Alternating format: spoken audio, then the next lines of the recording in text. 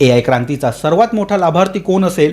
तर या प्रश्नाचे उत्तर गेली 2 वर्ष जवळपास एकच होतं, एनव्हिडिया. कारण जगभरातील AI मॉडेल्सना चालना देण्यासाठी अत्याधुनिक GPU चिप्समध्ये एनव्हिडियाचे जवळपास निर्विवाद वर्चस्व आहे. ChatGPT असो, गुगल जेमिनाय असो, मेटाचे AI प्रकल्प असोत किंवा Amazon आणि मायक्रोसॉफ्टचे डेटा सेंटर असोत, सर्वांना एनव्हिडियाच्या चिप्सची गरज असते. यामुळे कंपनीच्या विक्रीत आणि नफ्यात प्रचंड वाढ झाली.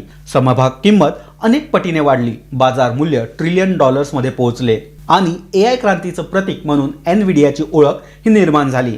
मात्र बाजारात यश जितके मोठे असते तितकाच मोठा असतो अपेक्षांचा डोंगर. एनव्हिडियाबाबत देखील हेच घडलं. गुंतवणूकदारांनी गृहीत धरले की AIची वाढ ही कायमच वेगाने राहील.